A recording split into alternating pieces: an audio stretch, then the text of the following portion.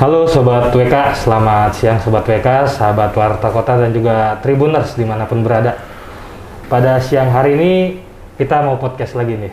Saya sudah bersama dengan Bang Andri S. Permana yang merupakan sekretaris dari DPC Partai PDI Perjuangan Kota Tangerang, sekretaris Komisi 2 DPRD Kota Tangerang, Ketua Badan Kehormatan DPRD Kota Tangerang, dan juga Ketua Fraksi Partai PDI Perjuangan DPRD Kota Tangerang.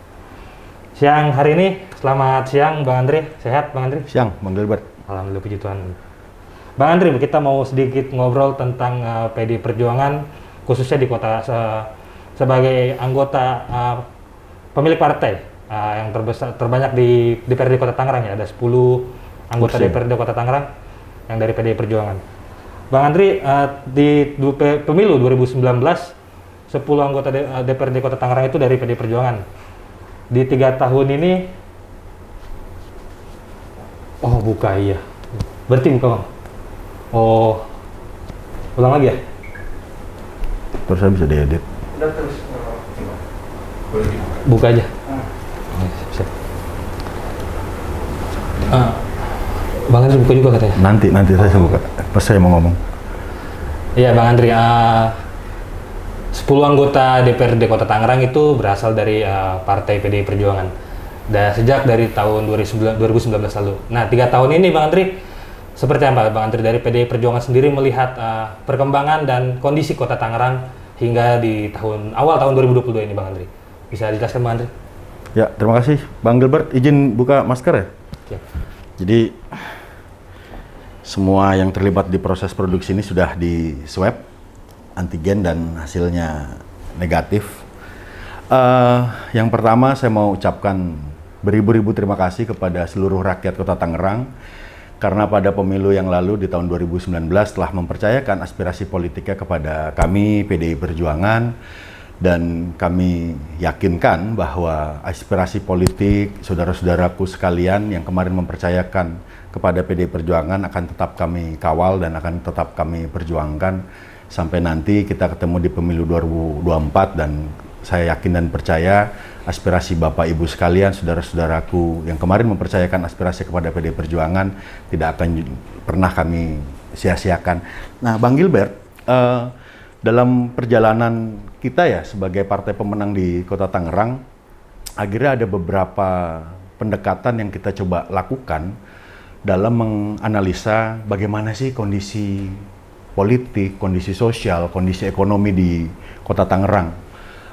Akhirnya ini kan menjadi hal yang tidak bisa normatif dalam hal pendekatan analisanya, karena pandemi akhirnya menjadi variabel yang mempengaruhi kehidupan banyak masyarakat, tidak hanya di Tangerang, tapi di seluruh dunia. Nah, untuk itu akhirnya berdasarkan Undang-Undang Pemerintahan Daerah di tahun nomor 23 tahun 2014 bahwa ada 3 fungsi DPRD dalam menjalankan tugas kedewanannya. Pertama adalah fungsi budgeting.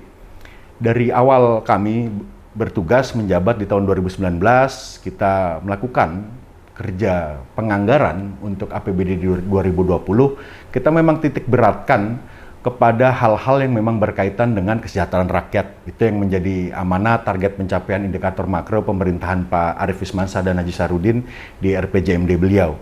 Nah, itu yang coba kami pertahankan di tahun 2021 dan 2022. Namun, di 2020, di masa pandemi itu ada yang namanya COVID-19 yang itu akhirnya mempengaruhi semua tatanan.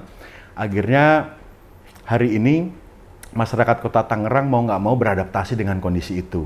Nah, perlambatan ekonomi di tahun 2020 yang akhirnya di tahun 2021 akhir dan di awal 2022 ini yang coba kita kejar, ini menjadi sebuah catatan bahwa ada beberapa hal yang menurut saya pencapaian pemerintahannya Pak Arief Wismansyah yang juga harus diapresiasi, karena pemerintahan hari ini Pak Arief Wismansyah dengan pendekatan berbasis digital. Jadi hari ini pemerintahan digitalnya Pak Arief Wismansyah salah satunya juga memberikan ruang kepada publik untuk ikut berpartisipasi dalam proses perencanaan pembangunan, dan juga akhirnya memangkas birokrasi dalam proses pelayanan publik. Ini sebuah catatan yang menurut saya harus diapresiasi. Namun, ada beberapa hal juga yang menjadi catatan minor dalam perjalanan pemerintahan Pak Arief Sarudin. hal-hal yang sifatnya pendekatan fisik hari ini yang tidak secara langsung berkaitan, berdekatan, dan mempengaruhi hajat hidup orang banyak harusnya juga mulai dikurangi. Karena politik pencitraan di akhir periode beliau ini yang akhirnya malah khawatirnya menjadi bumerang. Masyarakat hari ini sebenarnya tidak terlalu butuh pembangunan infrastruktur yang hanya mengedepankan sisi estetika. Masyarakat tidak juga butuh bangunan-bangunan artifisial. Masyarakat hari ini sangat butuh pendekatan berbasis non-fisik. Karena bagaimanapun juga di target RPJMN yang menjadi turunan kita realisasi RPJMD itu ada yang namanya pembangunan non-fisik, yaitu pembangunan manusia berdaya saing. Pembangunan SDM ini menjadi penting. Karena kekuatan sebuah bangsa, kekuatan masyarakat, kekuatan kota Tangerang ini bukan di bangunan infrastrukturnya, bukan di postur PAD-nya yang besar, tapi sejauh mana masyarakat kita hari ini mampu diberdayakan dan memberdayakan dirinya dalam proses pembangunan di kota Tangerang. Jadi catatan minornya adalah bagaimana caranya proses empowering masyarakat ini, bahwa civil society di kota Tangerang ini harus dilibatkan. Karena kalau bicara ciri khas dari open government, pemerintahan terbuka, yang paling khas adalah keterlibatan publik.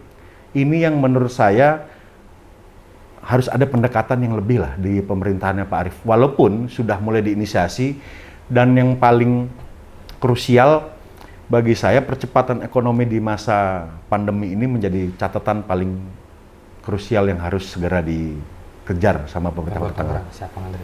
Nah, terus Bang Andri, seperti Bang Andri tadi bilang, PR dari Pemkot Tangerang yang utama adalah memiliki masyarakat yang mampu berdaya saing. Itu sama seperti tema dari HUT Kota Tangerang ke-29 kemarin, Bang Andri, ya, yang juga pemerintah Kota Tangerang mengusung tema sehat dan berdaya saing. Nah, kalau dari PDI Perjuangan di Kota Tangerang ini sendiri, seperti apa kontribusi yang akan dilakukan ke depannya nanti untuk membangun dan juga mewujudkan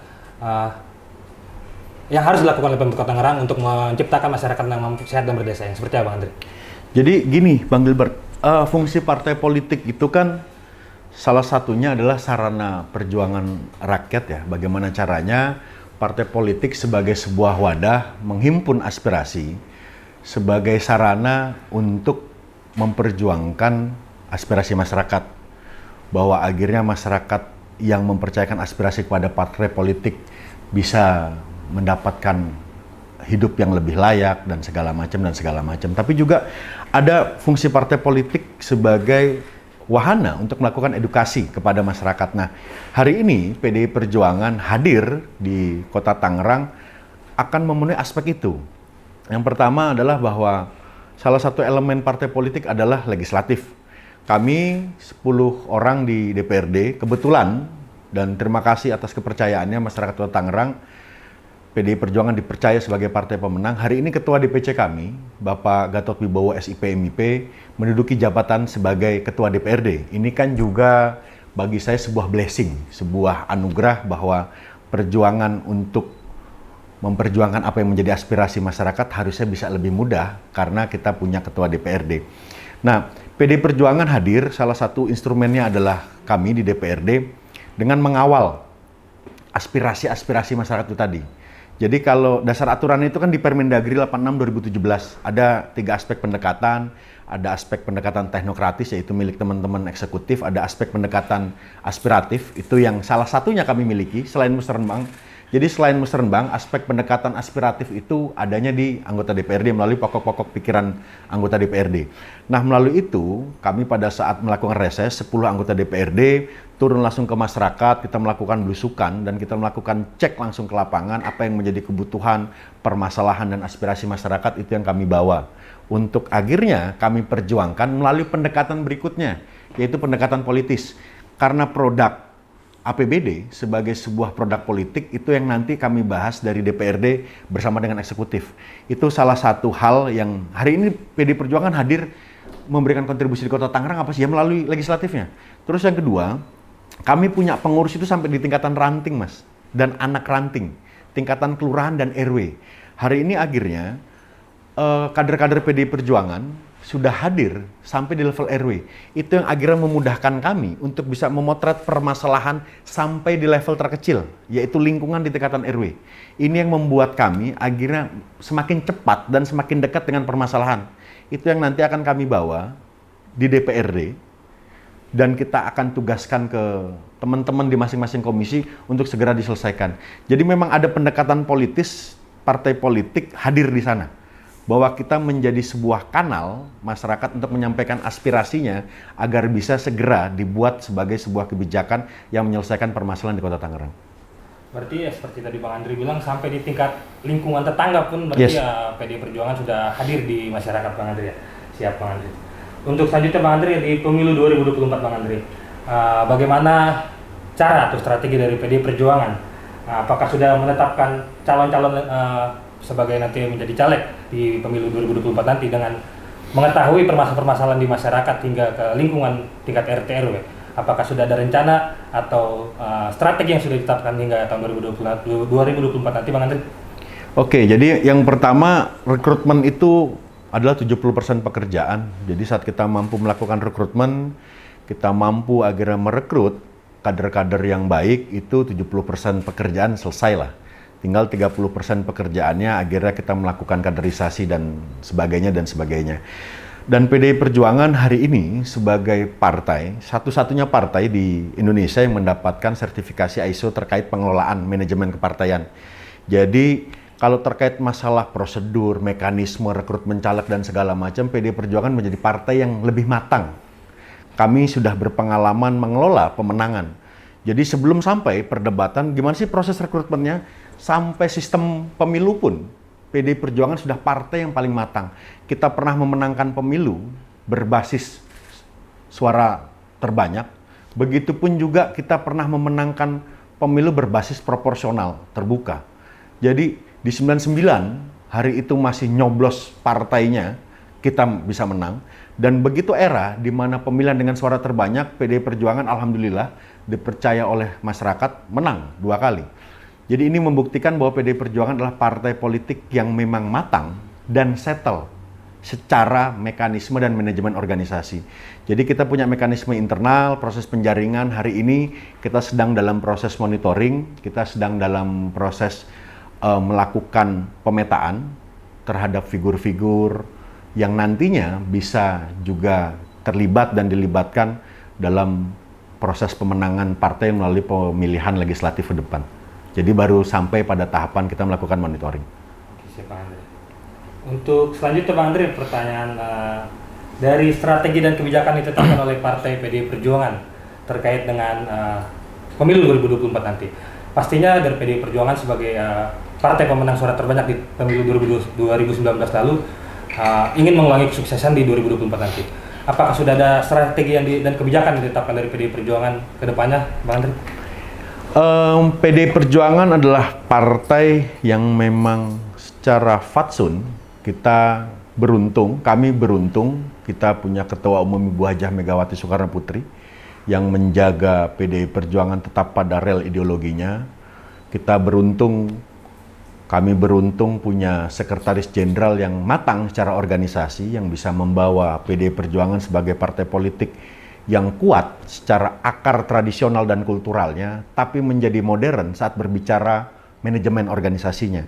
Dan terkait masalah strategi pemenangan, kami yakin DPP Partai juga akan memberikan kebijakan-kebijakan dan arahan yang nantinya sama seperti periode sebelumnya akan membawa PDI Perjuangan kembali memenangkan pemilu di tahun 2024. Namun sekali lagi berbicara kultur, walaupun kultur di setiap daerah itu berbeda, ya alhamdulillah apa yang menjadi kebijakan DPP akan selalu linier terhadap apa yang menjadi kebutuhan masyarakat pemilih di tempat kita. Nah, berbicara strategi, apa sih yang menjadi strategi PDI Perjuangan? Hari ini akhirnya kita harus berbicara segmentasi pemilih. Ini yang agak berbeda mungkin di beberapa wilayah. Nah, PDI Perjuangan akhirnya menjadi partai yang hadir di semua segmentasi.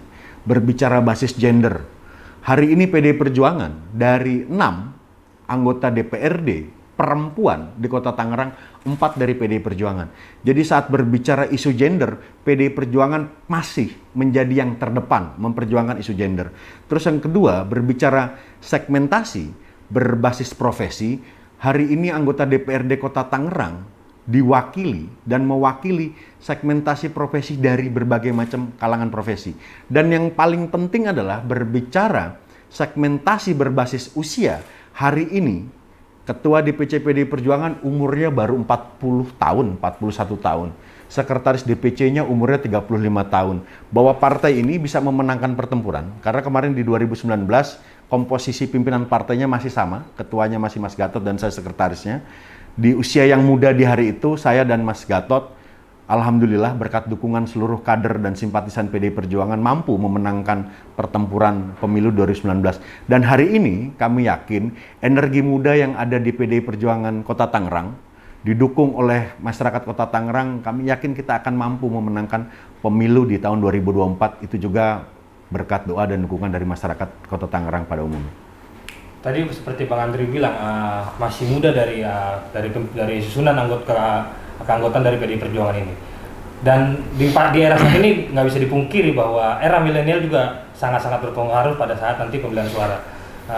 Apakah ada strategi khusus untuk mengatasi para generasi muda ini yang akan nantinya mengikuti pemilu pada 2024 nanti, Bang Andri? Yang pasti kalau kata Sohogi itu idealisme adalah kemewahan yang hanya dimiliki oleh anak muda ya. Akhirnya anak muda itu identik dengan progresif dan revolusioner. Anak muda itu identik dengan hal yang sifatnya menyerempet bahaya. Seperti pidatonya Bung Karno, bervivere coloso lah dirimu kecuali bervivere coloso terhadap Tuhan. Hiduplah menyerempet bahaya. Akhirnya ini yang menjadi diferensiasi PDI Perjuangan dengan partai yang lain. Karena usia muda bukan berarti menjadi sebuah handicap, menjadi sebuah kelemahan. Karena di usia muda kami, saya dan Mas Gatot, saya punya pengalaman organisasi kemahasiswaan, organisasi kepemudaan, begitupun juga Pak Ketua DPC kami. Kami rasa berkat dukungan dan support dari seluruh kader simpatisan PDI Perjuangan, itu bisa menjadi sebuah energi baru. Akhirnya kita berupaya untuk selalu dekat bersama rakyat, dan yang pasti kalau anak muda ini saat berbicara kerja-kerja politik, berbicara kerja-kerja rakyat, kita tidak pernah berhitung-hitung akibatnya. Kita tidak pernah berhitung apa sih manfaatnya buat kita, karena energi kita yang masih lebih, energi kita yang masih banyak ini, akhirnya sepenuh-penuhnya kita berikan itu untuk masyarakat yang kita perjuangkan. Terakhir Bang Andri punya satu quote yang selalu Bang Andri bilang, bahwa suara masyarakat adalah suara Tuhan kan, suara rakyat adalah suara Tuhan. Dan apa sih yang menjadi concern dari PDI Perjuangan ini untuk memperjuangkan suara keluh kesah yang nyata di masyarakat saat ini, khususnya di Kota Tangerang, Bang Andri? Itu dia pertanyaan terakhir. Terima kasih. Saat bicara Vox Populi, Vox Dei gitu ya, bahwa suara rakyat adalah suara Tuhan, Bu Mega pun juga mengajarkan ke kami, anak-anaknya, bahwa menjadi kader sejati itu hendaknya menangis dan tertawa bersama rakyat. Bahwa akhirnya apapun jabatan politis yang kami emban hari ini di DPRD maupun di partai, ini semua sepenuh-penuhnya kan bicara amanah. Kami diberikan kepercayaan oleh Ibu Hajah Megawati Soekarno Putri untuk menjadi agen perubahan, untuk menjadi agen perjuangan, bahwa ada nilai ideologi yang diajarkan oleh Bung Karno, Pancasila 1 Juni, bahwa Indonesia harus menjadi rumah bagi semuanya, Indonesia harus menjadi rumah yang nyaman, Indonesia harus menjadi rumah yang aman.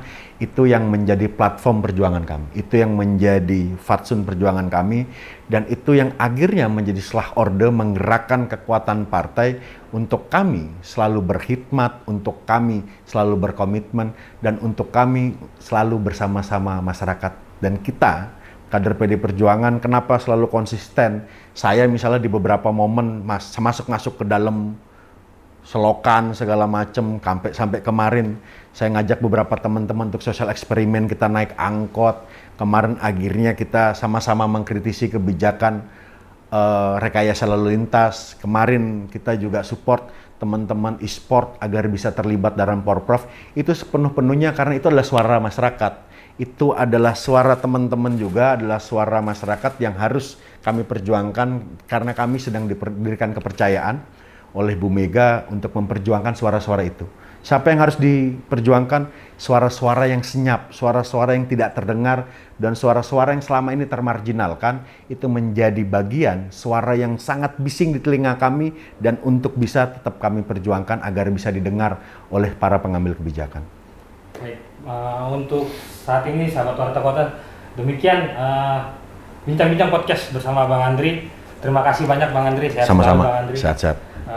Sudah cukup banyak ya sahabat Warta Kota dan juga Tribuners yang kita bahas dari peran dari PDI Perjuangan khususnya di Kota Tangerang sendiri. Semoga ke depan PDI Perjuangan seperti yang dibilang Bang Andri tadi sudah masuk ke hingga tingkat lingkungan masyarakat, semakin dapat membawa perubahan dan membawa kebaikan bagi masyarakat ke depannya.